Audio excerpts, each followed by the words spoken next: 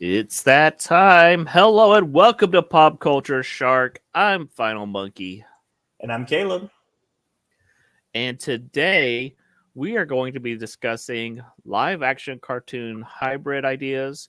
So these are movies like Space Jam or Who Acne Framed Back Roger in Rabbit? Acne Back in Action, The Incredible Mr. Limpet.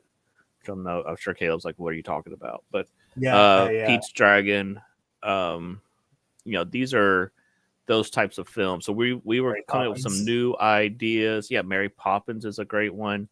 Um, but so yeah, we came up with some of our own ideas. So we will be talking about that as we get a little closer. This is the Incredible Mr. Limpet, where Okay. Don Knotts gets turned into a fish. Um, so it's an old movie. So Is he the from is Mayberry. so this is where I would know him from, I think. Was he in the Scooby Doo at all? Yes, he was Okay. on the Scooby Doo movies, the animated movies, quite a few times, I think. He played like some sort of So cop or something. yeah, because he was known for the Andy Griffith Show, where he was Barney Five. Gotcha. I think he just played Barney Fife in those Basically, movies. yeah, Like Andy Griffith. basically, Oh man. There yeah. it is. That's There's what he was most another known there's for. another crossovers. So what we can do is we can connect Andy Griffith all the way to Teenage Mutant Ninja Turtles with that, because Andy Griffith is in the same universe as Scooby Doo, which crossed over with Batman, which is crossed over with Teenage Mutant Ninja Turtles. There we go. I did it. There you go. I love I, doing that. It's so fun. I didn't know where you were going. I was like, "What?" And then I was like, "Oh, okay, yeah." Yeah, and then if you cut, so then you've got the Harlem Globetrotters, which cross over with I, Futurama and the Simpsons, and Simpsons has crossed over with Law and Order, the Munch. So then that brings in X Files and all kinds. Yeah, we cops and lone gunmen, and yeah, it's all connected. So yeah. that Uh, should be a fun game we play one day. Is how can you yeah. connect this property to that property? I So told you I can connect Sonic the Hedgehog to Corey in the house. It's really funny. so anyhow, let's get on to the the Rocky Bullwinkle.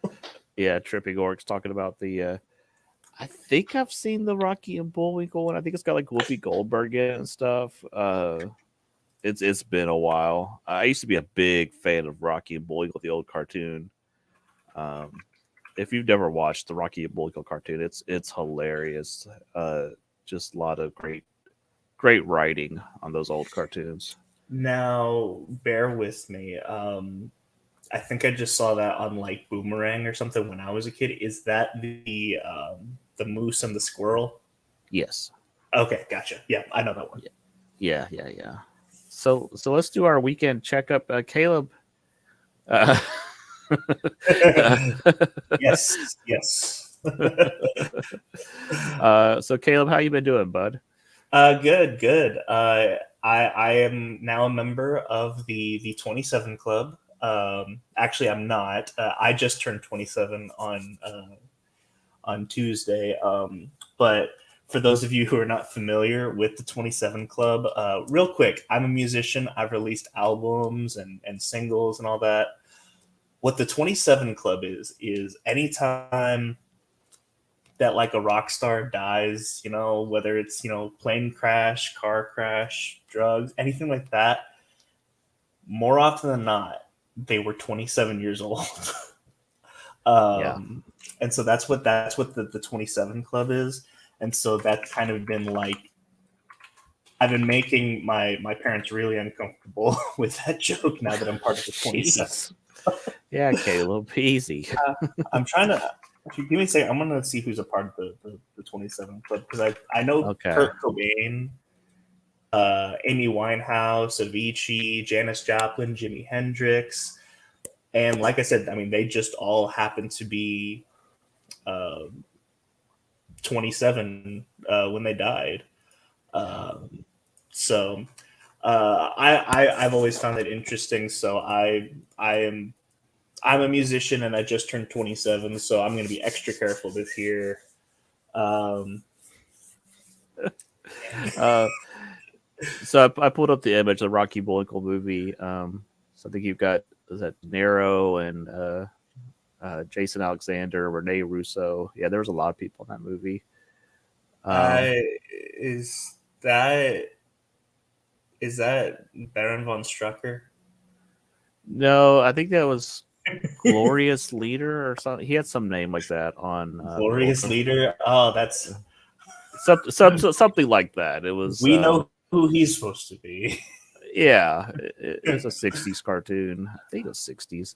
Yeah. Um, Um, but yeah, other than that, I've been so we've been going through Narnia, and so I've been going through like figuring out like Fearless Leader is his name. Fearless Leader. oh, okay.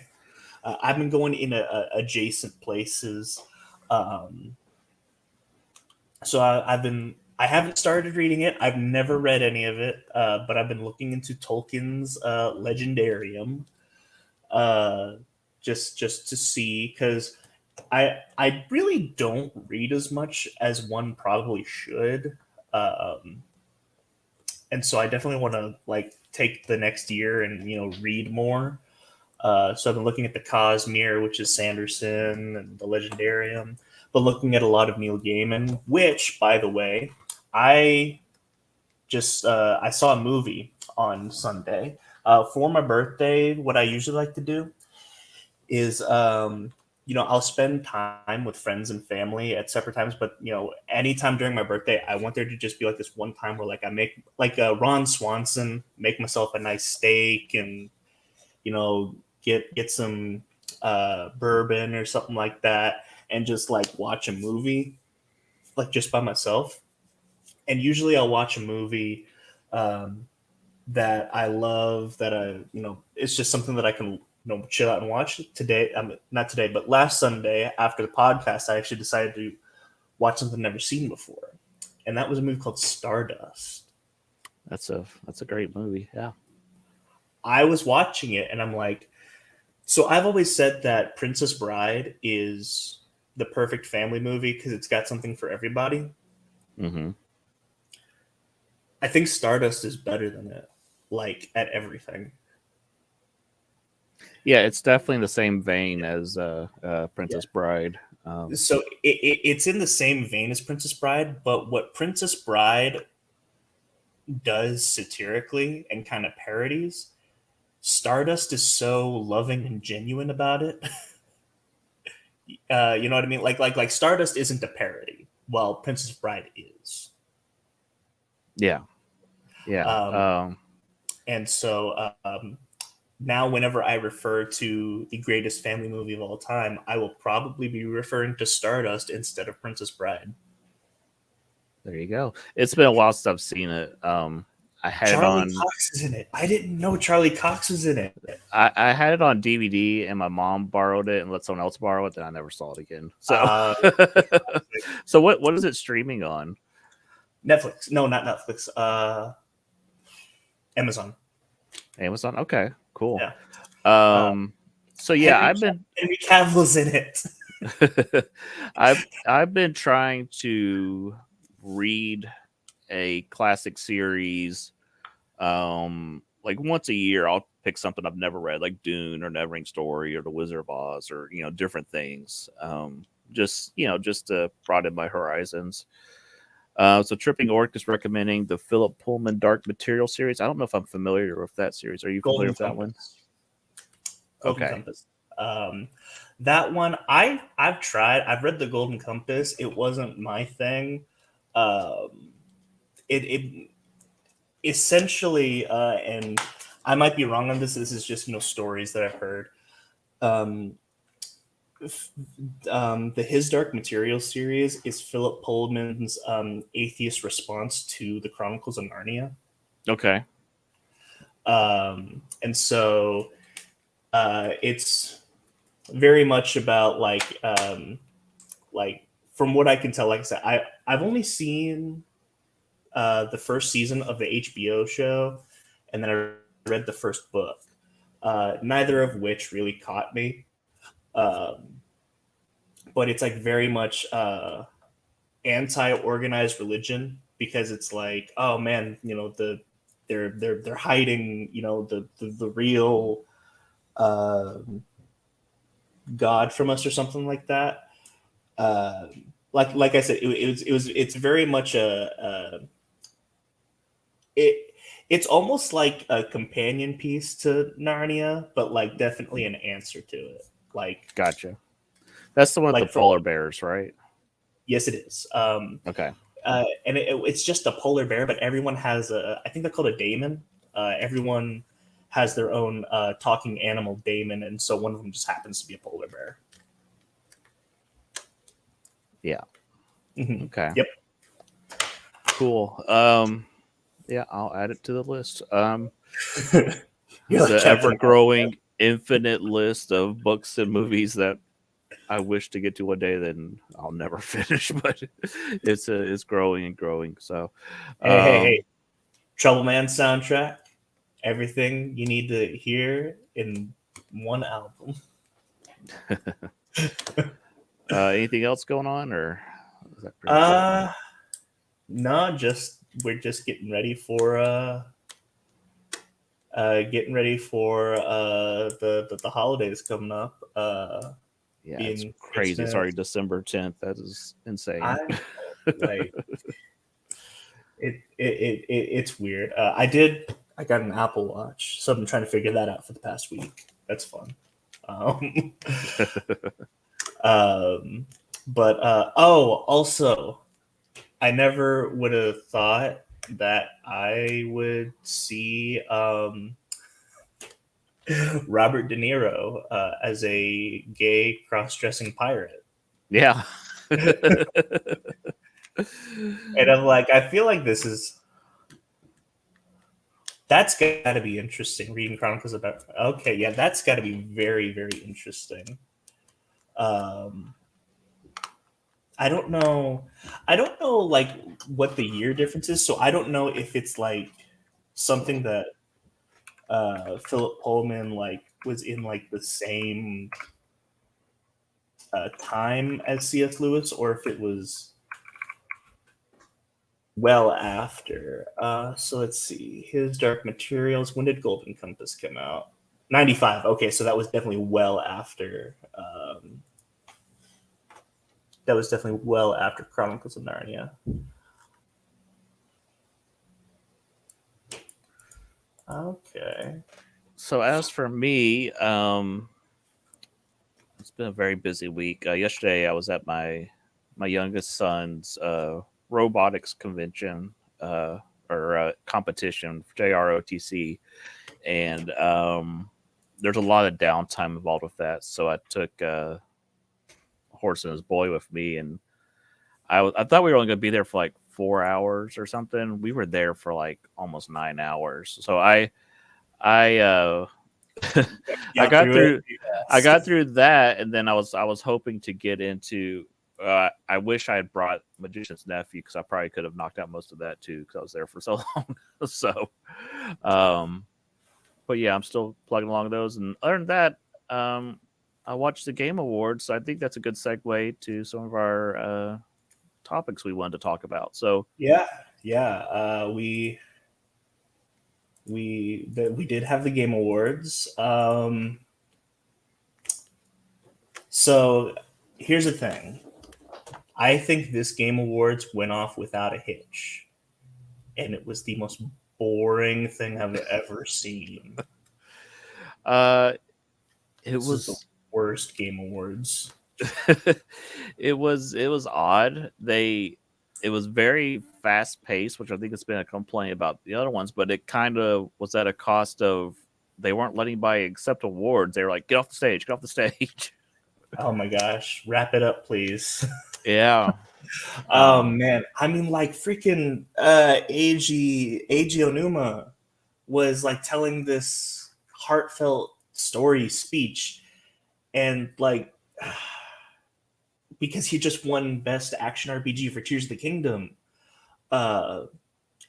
and wrap it up, please. Yeah, and even the final award, it's like it's the final award of the show. What are you doing? Let him talk, you know?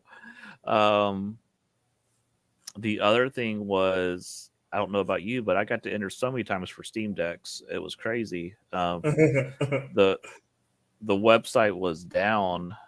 I think the whole show, and they kept saying go to this website or go to that website to enter it. You think you could have said, hey, we're having some technical difficulties, but we're trying to get it back up or something, but they never addressed it at all. Yuri was robbed. Yuri Lowenthal was robbed. Oh, is that Peter Parker Yeah. and Spider-Man? Yeah. I kind of predicted that Tears of the Kingdom and Mario Wonder would split the vote, the Nintendo vote. So I think that's why Tears of the Kingdom just did not win a whole lot. Yeah. Yeah. I mean, like, can we talk about something very interesting?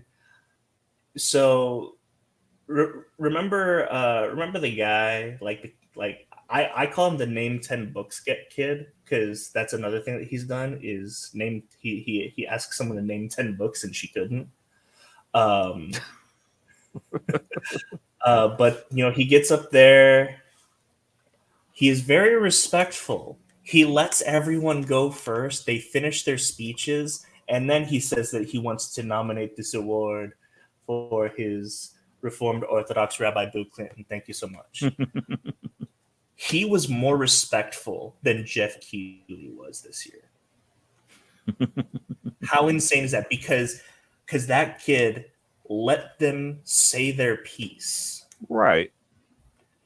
And he claims he was in the building this year. I don't know that they gave him a trespassing notice. I don't know if that was all fake or whatever, but dude, here's the thing. If I was Jeff Keighley, I would just invite him on stage. You got to lean into some of these meetings. Yeah, I would.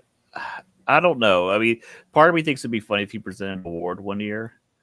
Yeah, but part of me also thinks that you're encouraging that behavior. Then at that point, like, oh, I could be the next kid that gets to get up there and give an award. True, but the problem is people are already trying to do that. Yeah. So, did you see all the security on the aisles this year? Yes, I did.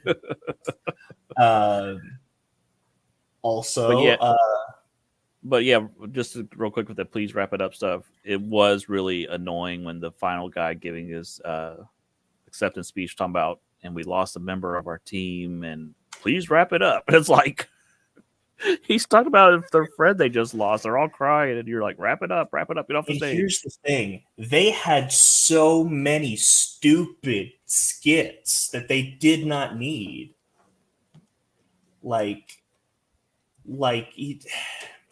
Can I just be honest? I think that don't you bash Gonzo. I will. Oh no! That's why I asked you about. I was like, wait, is that Gonzo or Grover? Keep Gonzo. Let Gonzo host. What I'm gonna say. What I was gonna say was, I think Jeff Keighley needs to stop hosting these, because in order to be an awards host, you have to have charisma and you have to be funny. Jeff is not either of those things. Well, I think it'd be fun to have Reggie host one year or something, Well, Cameron and I were talking about who would and you don't want to get because another thing is they have all these. It's as if Jeff is ashamed that he hosts the game, so he has to get all these Hollywood actors that don't care. Yeah.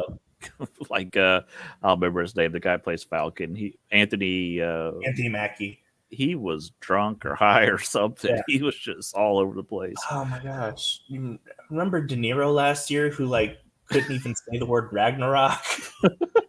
The winner is God of War Ragnarok. Oh, what a But mess. like Jack Black would be a lot of fun to host. Yeah. Or Um, just Tenacious D that's the host. right. That would be funny. I Uh, think Sam Riegel would be hilarious. or like Adam Sandler, or there's all kinds of people you could grab.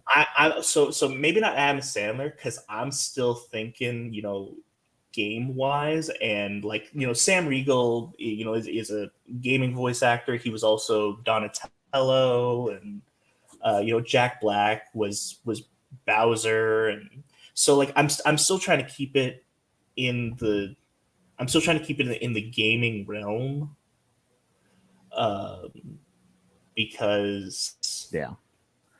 like we don't need Kristen, I Timothy gotta play the Chalamet. music. You're rambling too much. I gotta play the music to play you off the stage. Uh, Also, Christopher Judge, once again, is my hero. Uh, did you hear you heard what he said, right? Was he the one that ripped Call of Duty or Yeah. whatever? Yeah, that was funny. Oh man, did you see all like the backlash that he got from the actual developers of Call of Duty? How No, I like, didn't see that. No, oh man, they were so upset with him, and it was really funny. it was a good line. It was funny. It was Uh, so good. Uh, so out of all the games that were premiered, which one were you most excited about? uh, so a free God of War Valhalla, that's pretty cool. Because I don't think any of us even expected there to be any sort of DLC for that. Mm-hmm. Um, I thought that Monster Hunter Wilds looks really good. Mm-hmm. Uh, So for me, it was Pony Island 2. I was so excited they announced Pony Island 2. I love what Daniel Mullins does, his little universe, creative inscription. All those games are connected. They're telling a huge story. Um, so yeah, anytime he announces something, I'm there. So the new BioWare RPG Exodus looks really cool. Well, mhm, it's not BioWare, but it's by ex BioWare developers. mhm. So that one looks fun. Of course, I was going to bring up Final Fantasy VII Rebirth. It makes me want to play um, Apex because apparently they're a part of it now. Yeah, Let's see what else. What else was I there? There wish they was would have showed something from Fortnite. They there were so many Fortnite ads. oh, dude, the new Dragon Ball game that actually looks pretty fun. Like it reminds me of like going over to your house and playing Budokai Tenkaichi, Yeah, and then like only playing as Super Boost so I could turn people into chocolate. right. So I think the one that I'm the most excited about, barring Final Fantasy VII Rebirth, which is something that we basically already know about. I mean, like, of course we know about it. It's been announced. It's coming out in like February. So yeah. So other than that, I would say the new trailer for Exodus. I thought the Blade trailer was a big surprise. That was It interesting. It was, but Mahershala Ali has killed all excitement for anything Blade related for me. He said he's pretty excited about the latest developments. He has said behind the scenes. I don't know. Uh, um. speaking. Oh. Oh, go ahead. The so I love Simu Liu, so I'm kind of cool with him being a part of it. Although I thought he was kind of cringe. Him presenting the new Stormgate gameplay was pretty cool. Yeah. Which is funny because I just sent that gameplay to you. Yeah. I was gonna say, speaking of MCU, I don't know about you, but Deadpool 3 spoilers are like everywhere, and people are just posting them on the Facebook, like the images. I'm like, stop it, stop spoiling the movie. I've only seen the stuff that Ryan Reynolds has put out, which I think is him carrying a bag of money and making a bunch Yeah. of games. That's all I've seen, honestly. Yeah, well, he's making fun of the pictures that have gone out. They're very similar, but now he's like photoshopping stuff into the images. Is it uh, anything like exciting or interesting? yeah. There's some Okay. interesting things on there, but I don't know if it's gonna be like the movie of 100 cameos of stuff you've wanted or this or that, and maybe not be so great plot wise. I don't know. You mean like Multiverse of Madness? Like, what was that Avengers movie? Endgame? What is that movie that just came out a few years ago? Based, not Game Over. What is that called? Where it has all the Ready Player One. cameos? Ready Player One. Like, is it going to be something like that with superheroes, where it's just like, oh, here's all these cameos? Well, in that movie's defense, the book wasn't good either. And I argue that. I'm like, I hate that book so much. And I got the special edition hardcover because I was recommended it so much. So I Yeah, own it and I hate it. As far as the Game Awards announcements, the last thing that I'll talk about is so we all know I'm a big Suicide Squad fan, right? yeah, That movie looks like, I mean, not the movie, that game looks like trash. That game looks horrid. Like, and I, believe me, like I play Destiny, so I love Destiny style games. But whenever you tell me that King Shark and Captain Boomerang are specialists with firearms, I'm out. Like, Captain Boomerang needs to use boomerangs. What's the point of Deadshot if everyone's going to be using guns? yeah. Uh, But yeah, it's true. Yeah, essentially, someone at Rocksteady watched the Suicide Squad, James Gunn's The Suicide Squad, uh, and that scene where he's like, he does everything, he does exactly everything that I do, and then Johnson's like, but better. Like, they saw that scene and they're like, I can make an entire game based off of that one interaction. um, yeah. I don't know. I did notice that anytime they advertise some like game system, like the Steam Deck or whatever, they always showed a clip of Harley Quinn from some game. Like one game, it was Lego, whatever. Then our game, yeah, they kept using her to advertise her thing. I was like, okay, knock it off. Listen, you got it. Whatever sells, man. Yeah, we gotta get the emo ICP kids in there, you know. I can save her. All right. Let's see. This wasn't on our list, but I'm just gonna bring it up. Have you been paying attention to the box office this weekend? No. Uh, so I haven't checked lately, but I think this could be wrong. One and two is like Boy and His Heron, which is a Miyazaki movie, and then like Mhm. Godzilla minus one. What's It's really like, funny is Cameron and I we decided not to because personal training killed me yesterday. We were yeah, going to see one of those two movies. yeah. But it's just funny that all the American movies are kind of flopping right now, and then um, all these Miyazaki and films from Japan are just kind of kicking butt. I mean, here's the thing: for anyone who knows the budget of Godzilla minus one, that I think that movie that it's impossible for that movie to fail because of how little the budget was. Well, it was like it came out. There was it's 15 million. Now it's come out like actually we wish we had 50 million. It's more like Yeah, 13 million or 20. It keeps going down. It's like I what? wish it was that much. He says. um, Yeah. but yeah, So like Cameron and I considered going to see that, but like I said, like I got home, played a little bit of Destiny, and then I accidentally fell asleep for like 3 hours. yeah. um, was there were there any like?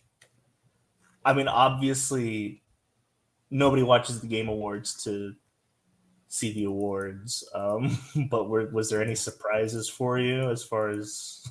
One thing I do want to talk about. What Okay. was that Alan Wake 2 dance number they did? Oh my god.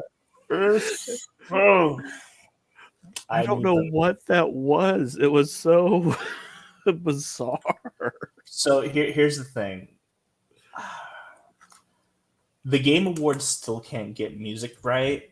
Um, like I remember one year, whenever Devil May Cry 5 came out, that they did Devil Trigger from Devil May Cry 5, and it's a great song. They're all great musicians. It's a great band, but man, the sound mixing was so bad. Like they just can't get live performances right yet. They're still on their way. Yeah. But So yeah, let's get to our topic for tonight. We came up with this because there's a movie called Coyote versus Acme that Warner Brothers had made. Supposedly, many Hollywood people have seen this movie real and quick, loved it. Yeah, can I say one more thing about the Game Awards I just thought about? what's that? So everyone got 30 seconds, right? Yeah, if that. And Kojima and Jordan Peele get 20 minutes. Well, that's because Jeff is obsessed with Kojima. I know he is. I know he is. And And that yet, bizarre and trailer he showed, I was like, what? yeah. But yeah. I'll just say, and I love Kojima too. I love Kojima. Well, it's hard to say because I actually wasn't a big fan of Death Stranding. Maybe I just love Metal Gear. Um, uh, but I yeah, think I I, mean, just I think maybe Kojima's one of those people that needs to be reined in just a little bit, like when he's just shout on out his to own doing George whatever. Lucas. Yeah, he's one of those type of creators. Like he's got great ideas, but you can't just turn him completely loose because it's it's too wild. Um, Oh, this is cool. Look at this. Okay, that's awesome. So Orc, whenever I think this was earlier this year, my brother and I we actually went to go see Final Fantasy in concert. So I would imagine it would be very similar because they actually like played the scenes from like the games as they were, you know, as they were playing the music. So yeah, seeing the composer for Miyazaki, that's so awesome. I just wanted to yeah. bring that up because that's really cool. So I'm a I'm a humongous fan of Looney Tunes. Yes. It is, I think, probably one of the greatest series of cartoons ever created, at least comedic wise. I Mhm. don't think anything tops it. Um, and so there was a movie that was being shopped around called Coyote versus Acme, starring John Cena, and it was going to be another one of these live action cartoon hybrid movies, similar to Space Jam or Looney Tunes Back in Action. Um, we don't mention the second Space Jam. It's so um, I so argue that the best one of them is Looney Tunes Back in Action with well, uh, sure. like like Brendan Fraser and Steve oh, Martin. who was it? Bond, Timothy Dalton. Yeah. Um, yeah, it's a shame that movie did not do as well as Space Jam because I think it's a far better movie than Space Yeah. Jam. um, Space Jam just has this weird nostalgia factor to it. Um, but yeah, so there's this uh, John Cena um, movie with Wile E. Coyote that they were shopping or that they were going to release. Everybody who saw it said it was fantastic. And then WB shelved it. I know that what's his name, David Zaslav, gets a lot of hate. I feel bad for the guy. Well, as bad as you can feel for a millionaire. I Sure. but he's in a bad situation. AT&T is billions and billions of dollars in debt. Like we talk about how bad Disney is, AT&T is way worse. And part of this deal of Zaslav taking over WB was he had to save or cut so much money. So every time you hear these news stories about, oh, he shelved this or he cut this, he's doing what they hired him to do. And it's ugly and it's gross, and people's hard work is getting lost or whatever. So it just sucks that, I mean, he gets a bad rap, but it's what they asked him to do. He's kind of the axe man that's been brought in. Anyhow, so this is one of the projects that got cut. Well, the outcry was so loud that they're like, okay, we're going to keep the film, but now we're shopping it around and see if someone will pay us money to stream it. I'm hearing rumors it's probably going to be Amazon. I don't know if that's true or not. But it got us to thinking, what other live action animation hybrids would we like to see? Do you have the images that I sent you? I don't know if you do or not. We did this a few weeks ago, and then the show got delayed. If not, I can find them. Okay. While you're kind of digging around for those, I think this is a great idea for a film, Coyote vs. Acme. Basically, Wile E. Coyote is suing the Acme Corporation for all for their faulty stuff. And I think John Cena is the lawyer for the Acme Corporation. He plays the CEO. Oh, is that what it is? Okay. Yeah. So I think... And Will Forte is Wiley's... Will Forte is Wiley's lawyer. Oh, no. Yeah. Will Forte is MacGruber, right? Yes. Yes. Okay. Yeah. Just want to make sure the Last Man on Earth. I think Last Man on Earth. Yeah. So I think Will Forte is very funny. So I think that will be funny. I'm a big fan of Roadrunner versus or Roadrunner cartoons. I'm always rooting for Wile E. Coyote. Let me put an asterisk by that. I'm a big fan of the Chuck Jones Wile E. Coyote cartoons. There's several Wile E. Coyote cartoons that are terrible that Chuck Jones had nothing to do with. I'm a big fan of Lunatics Unleashed. Caleb, what is wrong with you? I love that. We're going to be talking about that next month. Yeah, we already talked about forgotten cartoons. And I definitely forgot about that until recently, and so I definitely want to talk about it. Yeah, we could talk about maybe just do a whole show of the various Looney Tune, maybe like Scooby-Doo attempts to reboot or reinvent. I will argue that A Pup Named Scooby-Doo is the best Scooby-Doo cartoon. I don't think you're wrong. Red herring. Red herring is such a funny joke. And it gets me every time, and I know it's coming. That, and then what you find out what a red herring is when you get older, you're like, oh, that's what the joke was. It works as a kid, and then when you get older, it's even funnier. Yeah. Yeah. So, yeah, Pup Named Scooby-Doo.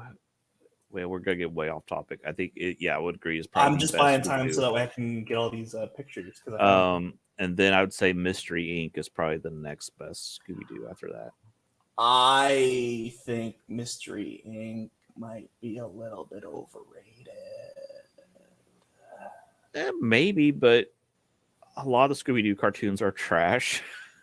It was at least an attempt to... I liked What's New Scooby-Doo. If I'm being completely honest, so A Pup Named Scooby-Doo I think is the best Scooby-Doo cartoons, like the shows.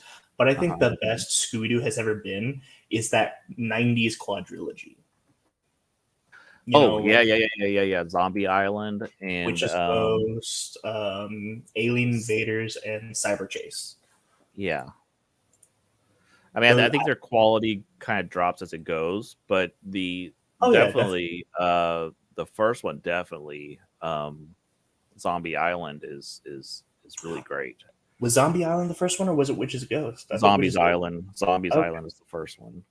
then it was Uh, Witch's Ghost. Then yeah, okay. yeah, yeah. Um, I was like, I just love the Thorn of the Hex Girls, which definitely awoken something in me. Is like, yeah, I'm three quarters Wiccan on my mom's side, and I'm like, that's not how that works. That's a religion. I'm 1/4 Catholic on my dad's side. I Like, still think it. I've told people this before, and they look at me like I'm crazy. Which one's the alien one? Alien Invaders. I still think there's a probing joke in that movie. People, It has to be. It has well, to it's be. when the old man's telling him what happens, and all of a sudden the dialogue cuts out. Like you're looking from outside the diner, and he's like doing these hand motions. Everybody like gasps, and I'm sure he said something very inappropriate about what the aliens did to him. Yeah, that sounds about right. Yeah, and I've told people that they go, no, that's not what that meant. I'm like, well, why else would you cut out the sound of what he's saying and just show his hand motions and stuff? Um, Okay, so stalling is over. I have the pictures. okay, awesome. So yeah, we had planned to do the show like a month ago, and then different topics or I think I got real sick or something happened. We had to delay this show. So And here we go. I definitely forgot that he sent me these pictures. Yeah. And then, so these are the ones that you came up with. So the ones that I came up with are, I didn't think of as many as you did. And mine, I think, are a little weirder anyway. Okay. um, So so, let's do like one or two of mine, then we'll do a couple of yours, and we'll kind of alternate. yeah. So the first, I just put them in the way you sent them to me. So we Okay. So have I think Care Bears was first then. with Danny DeVito. Yeah, I think Care Bears with Dave DeVito, a live action movie would be wonderful. I could just picture them, they're like always trying to teach everybody how to care, and then this is their worst case ever. The man who hates everything and they're trying to teach him, how to love and care. I just picture all these musicals and Dave DeVito getting more and more angry What? as the movie goes on. So would you want this to be a kids movie, or would you be open to the fact that this could also be an It's Always Sunny in Philadelphia episode? Like, just get Glenn You know Howard what? and I was McElhaney in thinking it. I was thinking a kids movie, but that would be a hilarious episode of It's Always Sunny in Like, just Philadelphia. just get and like Charlie's the only one that's like getting into the songs and he's dancing. And then and there's like, I'm just imagining like a gay Care Bear who's trying to like get Mac to like, it's okay. And he's like, I don't know what you're talking about. Like Tenderheart or whatever. Yeah. Yeah. I was trying to think of, because most of them are female. I'm trying to think because it wouldn't be Grumpy. Um, for those who Well, don't know, I know way too much about Care Bears because when I was a child, we didn't have cable, so you watch whatever was on, and Care Bears was on every day. So I watched a lot of Care Bears. so there was this girl in like my first second, like, so like there were some people who like I just went to first, second, third. Like I was just in every single one of their the classes, like in elementary school. So there was this girl who I was in. We always had the same teacher, and she was like obsessed with Care Bears. Like she had like the a Care Bears backpack that was a bear, and like she had a giant Care Bear that like she'd have to put up on a shelf whenever she walked in. And that's the extent of my Care Bears knowledge. Oh, this is gonna get me in trouble. I think bedtime bear is the gay bear. Oh god. Oh god. All right, moving on. But yeah, I think this is. I think of all the ones I came up with, I think this is my favorite. I think this has the most potential. There's two of you. Yeah, it used to be really funny back in the 80s because it got to a point where they were spoofing everything. Like they were always doing like Star Trek Next Generation on Care Bears and stuff. So my Care Bears was the Ewoks show. I had that on VHS, which I think was more of a Smurfs thing, though. Yeah, I don't know. Smurfs, Snorks, Care Bears. I think they all had like the same feel to it. Dude, Care Bears had that Care Bear stare, and that you That's do not mess with that. I think true. that is like the worst way to die is a Care Bear stare. So, all right. So let's see what is next. I don't even remember what I sent you. So let's see what the next one is. I was confused about this one. Really, Jerry Seinfeld is obsessed with Superman. Well, I know that, but I didn't know what that had to do with Bugs Bunny. So there are, I know there's at least one. I think there may be two cartoons where he is Super Bunny, and he eats super powered carrots and flies around and stuff as a spoof of Superman. So I think it would be perfect for them to team up. Okay, yeah. One of my favorite bits by Jerry Seinfeld is whenever his mom finally got him a Superman costume for Halloween, and he's like, they got the mask. Of course, it doesn't really matter because my mother makes me wear my winter coat over it. I don't remember Superman wearing a jacket. Yeah, it was kind of weird. You had to wear like the plastic Superman mask. It's like, well, I mean, it's not really wearing a mask. I could just go as my, a mask. Those plastic masks are so weird, especially if it's like, because I remember there was like a Robin costume that came with the plastic mask, and I'm like, this could have just been worst. This could have just been a domino mask. Those plastic masks, if you've ever worn one from the 80s, they were. And probably early into the 90s, they were horrible. You know which ones were actually dope, though? Yeah, which ones? The Power Ranger ones. Those were actually pretty cool. Because, like, I think it's the fact that, like, it was a mask, but it was a face. Yeah. Like, the Power Rangers one, it was a mask of a mask, like making it a mask of a face is weird. Yeah. Tripping Orc. Yeah, I watched a lot of Spectre Gadget. I'm sure I've seen the My Pet Monster cartoon. It's just been ages. It's been a long time ago. Yeah, we could do a whole episode about Saturday morning cartoons one day. We've talked about it. Yeah. All right. So what's one of your ideas for a live action animated movie hybrid? So one of my ideas was one that I actually I don't have any like stake in, which is it's one that I brought up to you, and you said that it was actually it was already a comic, right? Which was like a crossover of Ghostbusters and the real Ghostbusters, like a Spider-Verse of Ghostbusters. Yeah, and they have done like a whole series about that, I believe. And they may have even brought the Girl Busters into it. Is that what they're called, the Girl Busters? That's what I call them. I don't know.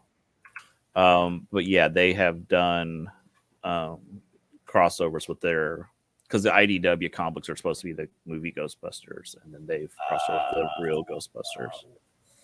Ghostbusters Get Real. Here we go.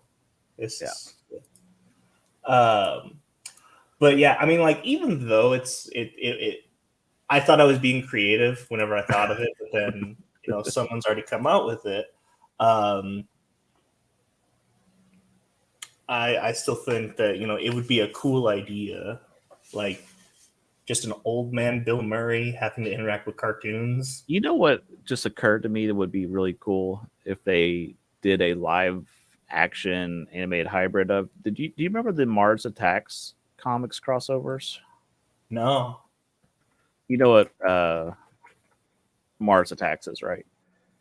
The movies. Yes. Yeah. They did a series of crossovers in the comic books. I'm just trying to pull up one right now.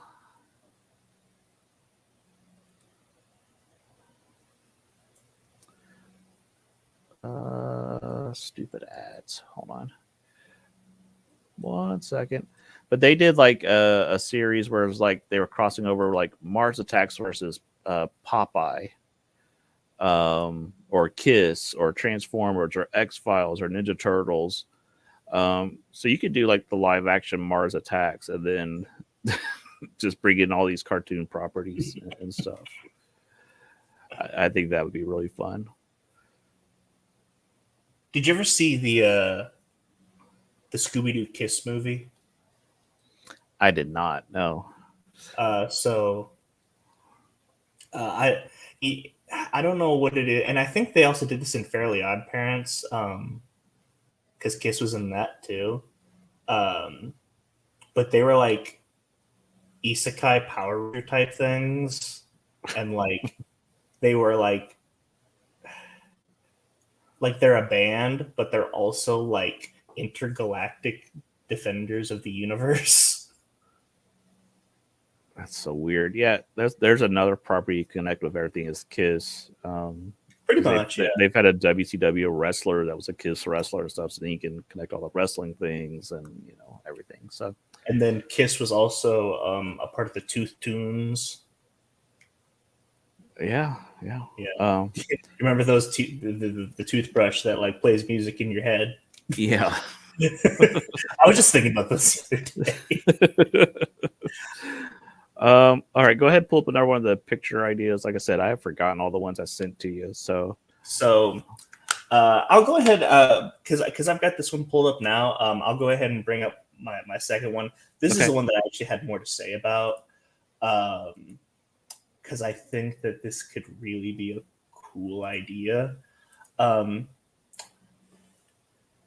So this is a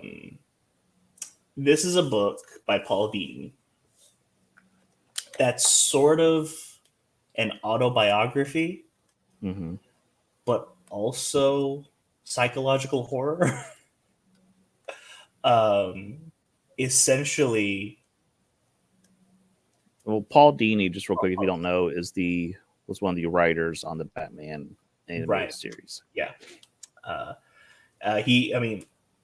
If anyone is solely responsible for the creation of Harley Quinn, it's Paul Dini. So apparently before he got the job on Batman, Paul Dini was actually he was like mugged, assaulted, and stuff like that.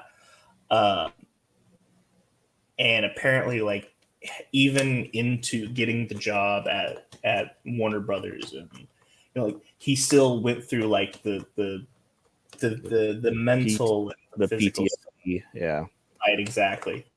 And so this is kind of him writing about it, and this is actually a graphic novel in graphic novel form, where like parts of his brain are Batman and Joker fighting it out. And so I think this would be a very interesting. Did you ever see Birdman? I have not seen Birdman. No. Okay. Well, I picture this as kind of like a Birdman style drama that has really weird cartoon segments with Batman and Joker and Harley Quinn, and so it would kind of just be an adaptation of this, but everything that goes on in his head is animation. Reminds me a little bit of when I don't know. Do you know who Mel Blanc is? One of the the Looney Tunes main voice actors. Yeah. He was in a car wreck and was in a coma, and they couldn't get him out of it. And the doctor started asking him questions as Bugs Bunny, and he would respond as Bugs Bunny, and that's how they started waking him up out of the coma. Wow, that's weird. That's cool. Yeah, yeah. So yeah, just the idea the different characters were taking over his brain and stuff was interesting. I mean, people deal with trauma in different ways. Stephen King got hit by a car. Yeah. In the 90s, and so whenever he was writing he was in the middle of writing The Dark Tower, and so eventually, they Roland Deshawn and everyone, like his whole crew, they actually go into the real world and they meet Stephen King, and then it turns out, and this is the way Stephen King wrote it, that him getting hit by a car was actually the Crimson King trying to kill Stephen King. So yeah, I mean, like people deal with trauma in different ways. I was reading a story today about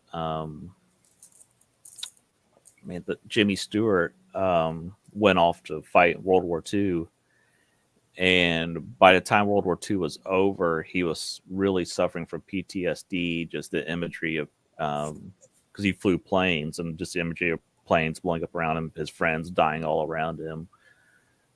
It really messed him up. And then when he was, It's a Wonderful Life was what really helped him come out of that. And a lot of those like scenes where he's breaking down in It's a Wonderful Life is that's real. That's him dealing with his PTSD, on camera. So I think that's really interesting. Okay. Now that we've gotten that was serious time. Yeah, but now we got all heavy in here. Now we're gonna talk about what if the Animaniacs were on Arrested Development? Yeah. Yeah, I think that Jason Bateman, would be really funny for him to have to deal with the Animaniacs. Oh yeah, definitely. I think he was, you want an actor that gets annoyed, and I think he would be a good choice.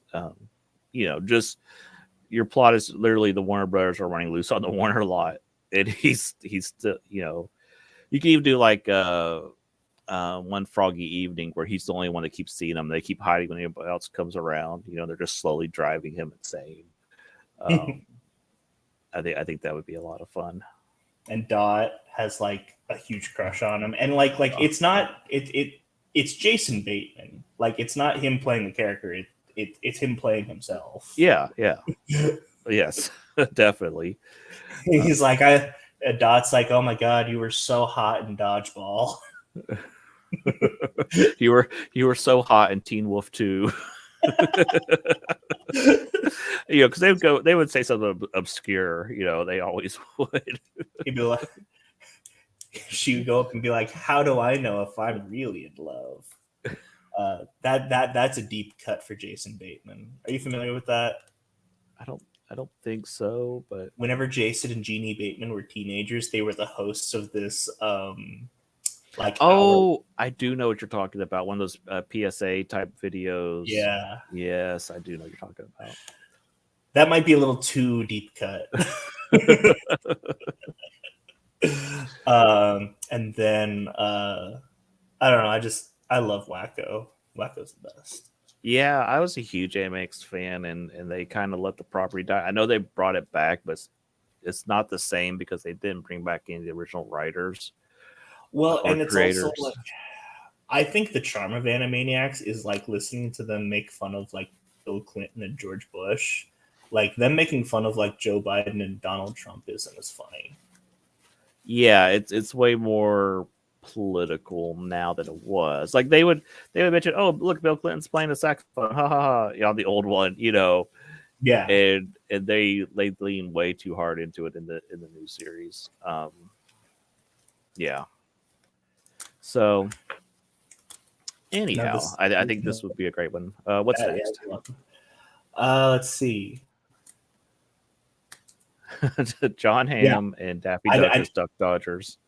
yeah, I was confused by this because I didn't know if it was John Hamm or you wanted a Duck Dodgers and Mad Men crossover. No, I just think John Hamm and Daffy Duck would be just funny together. I would just throw different people together. Okay. So as Duck Dodgers, uh, like what if it's John Hamm as Buck Rogers? Yeah, some type of other space hero, or I mean, if you want to make John Hamm the villain, like the leader of Mars or something, there's all kinds of things you could do. That was another great cartoon that's kind of been forgotten, was the Dodgers Cartoon Network series. Oh yeah, like the like not the shorts, but like the actual cartoon. Yeah. Um, one of my favorites was the Green Loon turn, where he gets a Green Lantern ring. Yeah, and then they did their own Borg episode where they were the Fudd and everybody was turning into Elmer Fudds. Yeah. Or whenever he gets trapped by Aku and he's Samurai Quack. I still think him. So my favorite scene of Duck Dodgers is actually the Green Lantern episode. Whenever their Green Lantern rings are powerless, and so they're like, we have to say the oath. Duck Warrior, lead us in the Green Lantern oath. And he doesn't know it. So he's just like, in happy days and tightest tights in liberty and justice for all. Yeah. That's one of it. I love it. What's funny is, do you know where I saw that? Where was that? So on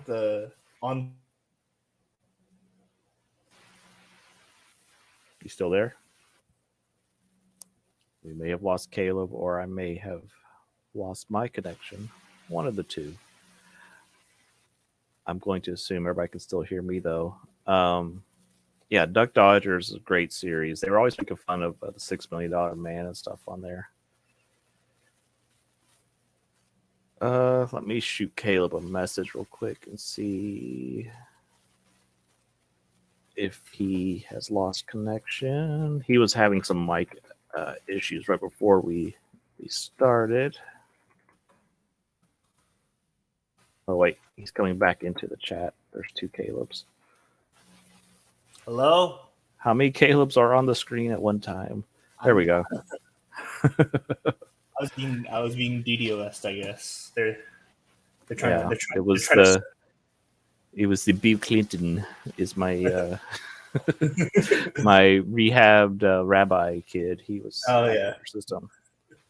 What was I saying? Okay, yeah. We were talking about where you saw the Duck Dodgers Green Lantern thing. Right. So I don't know if they do this anymore on the Blu-rays, but on the Blu-rays for like the old DC animated movies from like 2008, like Under the Red Hood and all that, like they would come with like the episodes of like Justice League or Batman the Animated Series, stuff like that.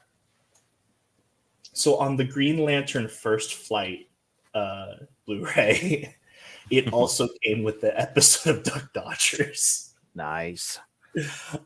So I watched that episode a lot because I thought it was hilarious. Yeah. So let's see what I don't remember how many ideas I sent you. I think there was one more, and I'm getting that pulled back up. Oh yeah. That's right. Fast and Furious meets Wacky Races. If you don't remember, Wacky Races was a Hanna-Barbera cartoon where they'd have these crazy races, these different groups of cars. This is where we get Dick Dastardly and Muttley, Penelope Pitstop, the Anthill Mob, I think they're called. But yeah, they, it was a little bit kind of like Speed Racer, a little bit. They all just had wacky weapons they would use against each other and stuff. I would want at least one, like I would want a Speed Racer cameo in it. Sure. This is almost like a a precursor to Twisted Metal. This was like Yeah. the Twisted Metal of the '60s, and I don't know if you've ever seen a Death Race 2000. Well, I haven't seen the original, but like I think Statham was in one of them. You gotta watch the original with Sylvester Stallone, and is it David Carradine? I want to say is the main character. Because in that one, like when they run over people, they get bonus points and stuff. So like they're going past a hospital, and the hospital is pushing all their patients out the road because they don't want to deal with them anymore. And the cars swerve and hit the doctors instead. Yeah. It's a messed up movie. Anyhow, a Roger Corman classic. But yeah, this would be a fantastic. I mean, I'm not a big Fast and Furious guy, but this would get me interested. I'm trying to figure out like you have Vin Diesel on the screen. Mm-hmm. I think it's more interesting to like see Ludacris. Yeah, like this would be like Ludacris and Tyrese's movie.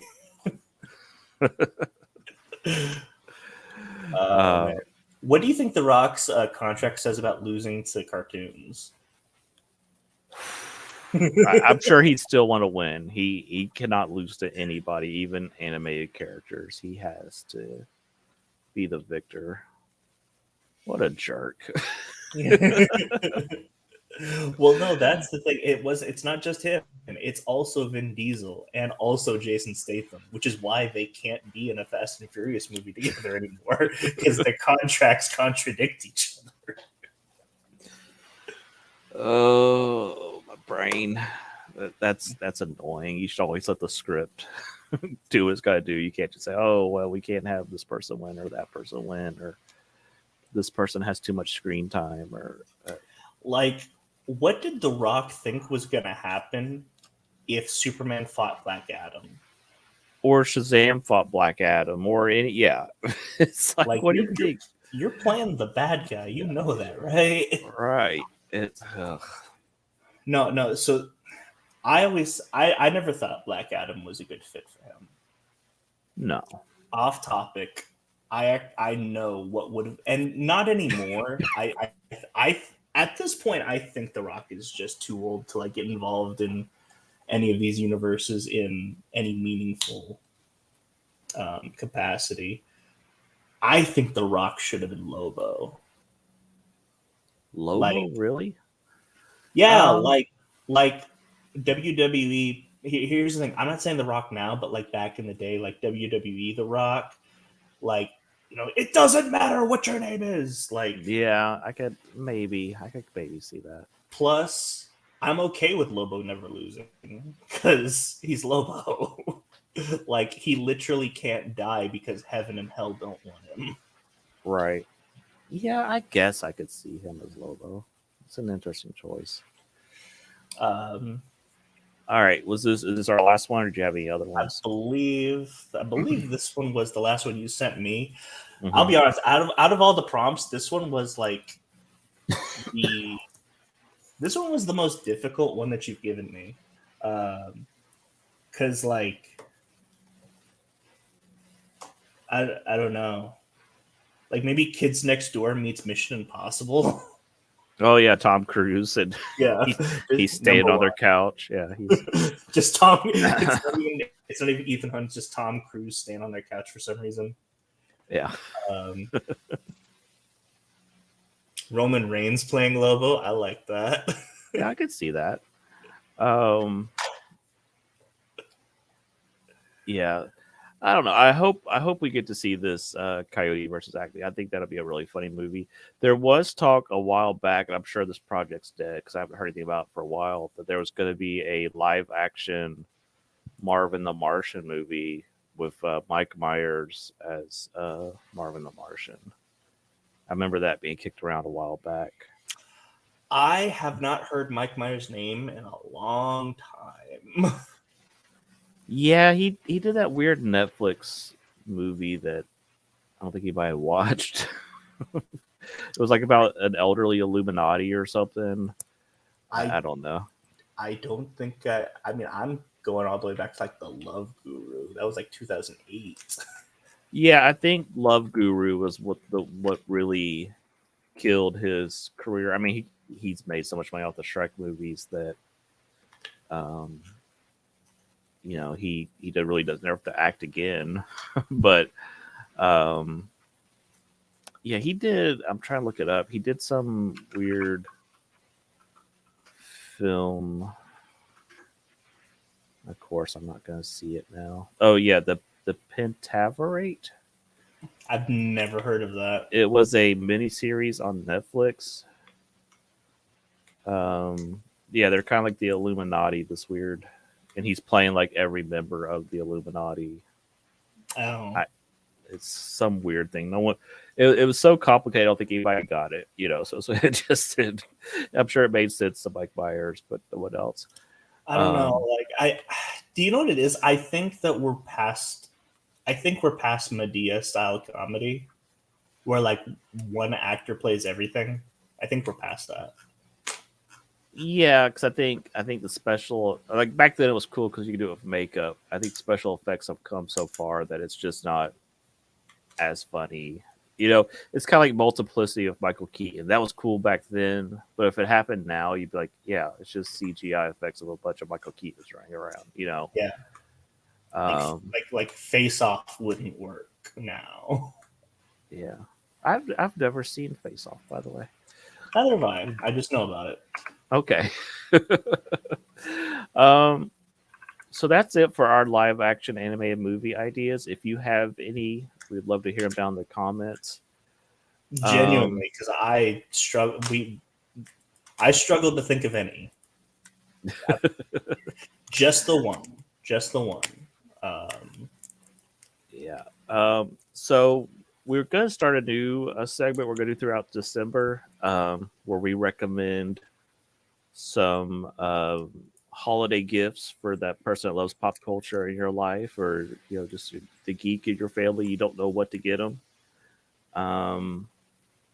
So Caleb, do you have a suggestion this week for a holiday Yes. gift? Yes. So this is something that Cameron actually got me for my birthday, and I think that just the idea of these, it's not the specific one, but these are just really cool. It's these Pokemon Elite Trainer boxes.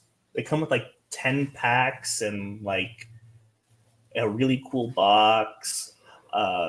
Comes with like a bunch of sleeves for all the cards. It comes with a bunch of energy cards, coins, dice. Like it's almost like a beginner box and comes with like 10 packs from a specific from like a specific series. So Cameron got me the 151, which every card was from the original 151 Pokemon, and had Snorlax on it. But they have them for pretty much every single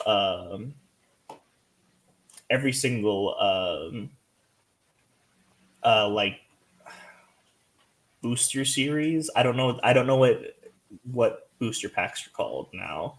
Um, but I think these are really cool. Okay. So for your Pokemon fanatic in your life, you're recommending these. That's cool. Mm-hmm. So Yeah, these are like the playing $50. cards. Mm-hmm. Okay. Cool. Um, oh, that's hilarious. Tripping Orcs talking about a diehard advent calendar. Every day Hans follows the floor.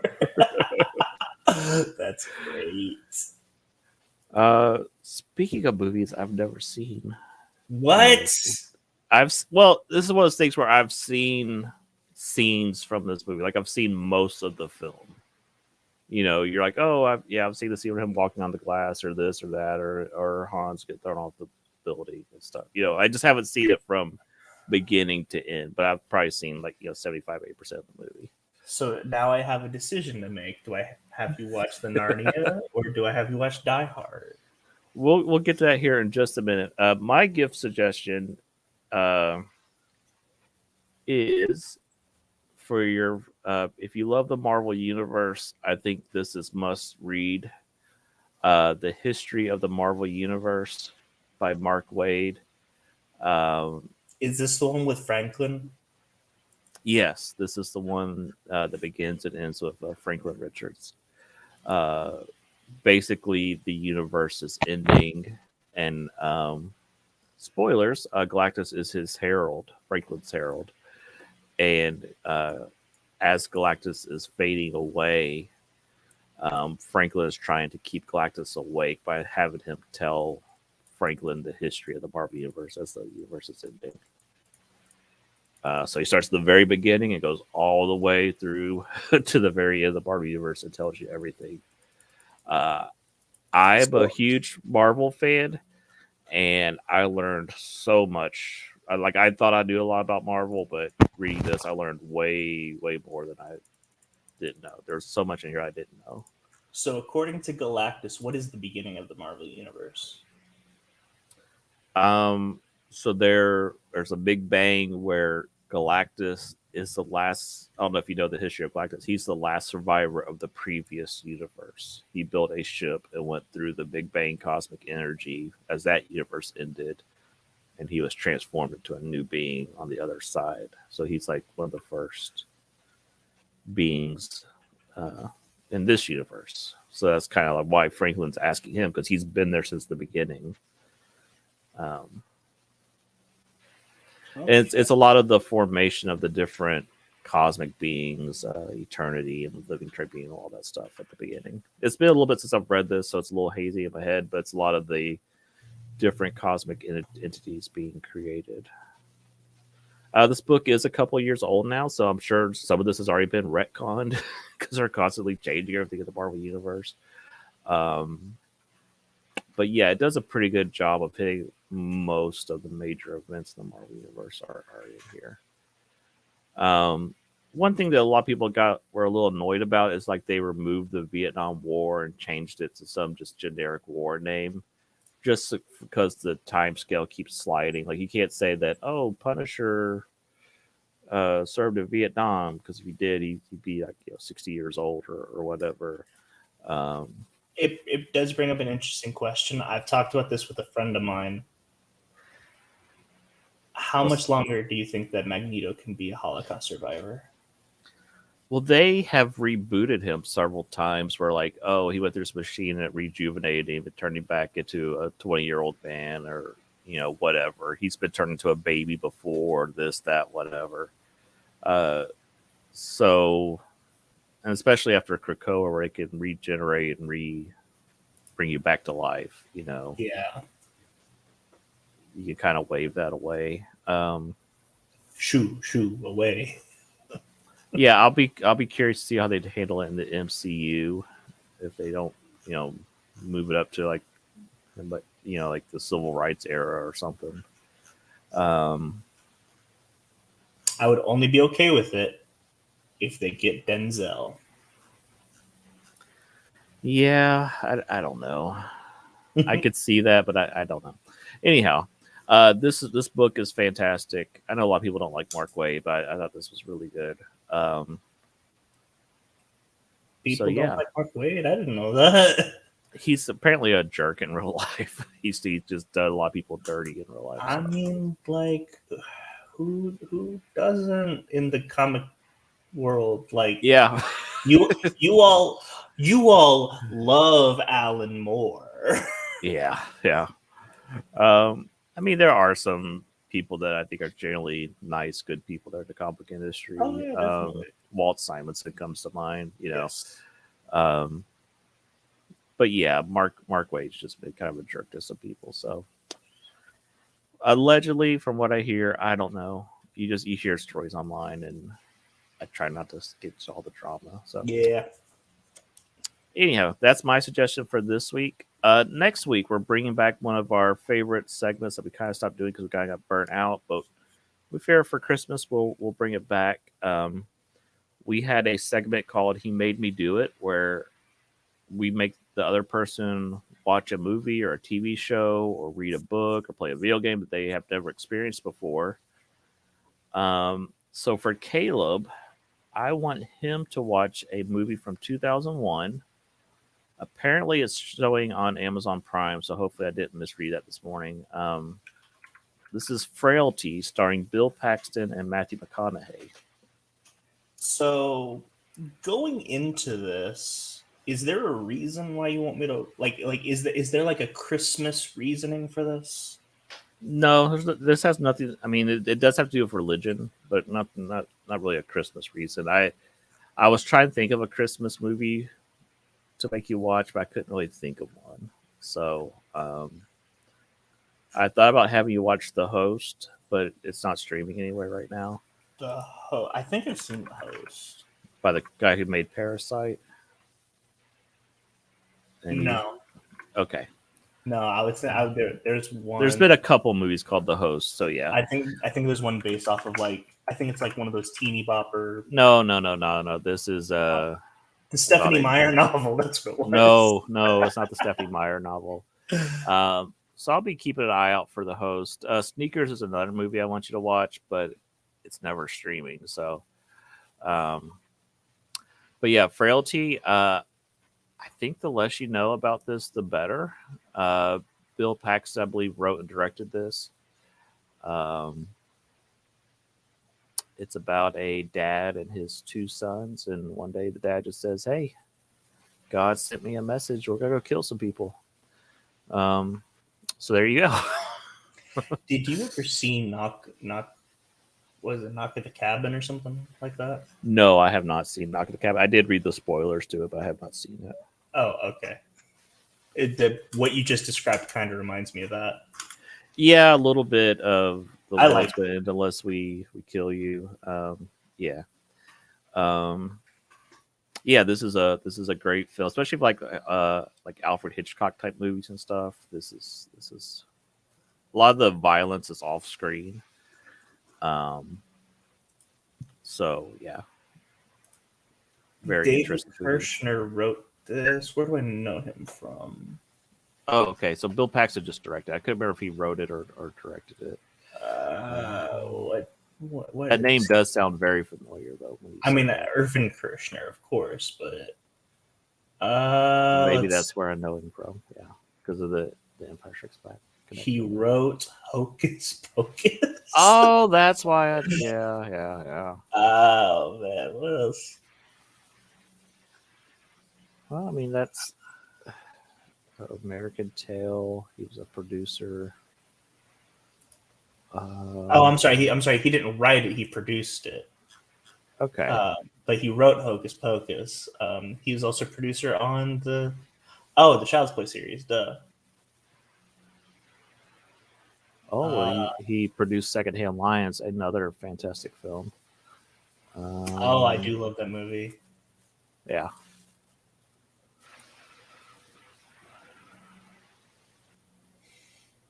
Cool. Well, I will. I might watch this tonight, depending on how long it is. Okay. Yeah. But yeah, so I guess you have a choice. For me, I'll say this: I'm planning on watching Chronicles of Narnia, anyways. Like, you don't have to make me watch. That is on my list. I'll probably watch it with the family at Christmas time when I go visit my parents. So, if you would you even get to watch it by next week? I mean, if you asked me to, I would, but I was kind of planning on watching it here in a few weeks when I visit my parents. Then I won't do that to you.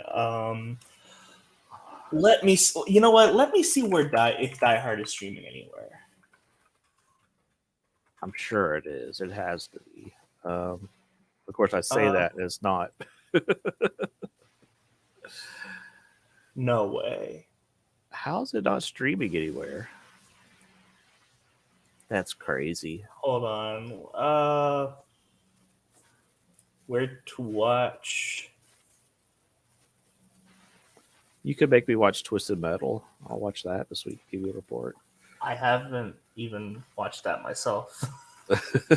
I want to watch it. It just hasn't happened. I haven't watched. No, I gotta say it. Actually, maybe watch it. I Well, haven't watched Invincible season 2 yet. I haven't watched it either. Don't worry. I was gonna say Loki season 2, but I haven't watched that either. okay, never mind. Apparently, according to my dad, it's got a really strong first 2 episodes, and then once Victor Timely comes up, he's like, I have no interest in this. Because, let's see. You know what? Die Hard. Do you guys have any sort of like cable's not the right word, but do you have a television provider? I do not. Okay, because it says that it's going to be on MTV on Saturday. How MTV has fallen. Yes, music television, Die Hard. Yeah. Uh We could take this off air. yeah. And we'll put it on the thumbnail what I'm watching next week. Or I'll have to figure out how to do community posts on YouTube. We could put it on there. That's what we're watching. I've been trying to figure that. It may be something that we unlock after we get so many viewers. I'm not sure. I want to try doing shorts. Apparently, shorts are the meta now. But yeah, I'm not gonna pull it up on screen, Tripping Org. That I'm trying not to do that, but we'll see. So anyhow, all right. So I see. Yeah. All right. So I think that's our show for the night. Wish all of our Jewish friends a happy Hanukkah. And Christmas will be here before you know it. Are we really just 2 weeks away from Christmas?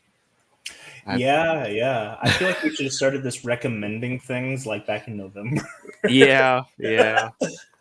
I thought about doing a whole show, and I was like, I mean, Amazon. We'll probably recommend a couple things next week, and then we'll put a cap in it.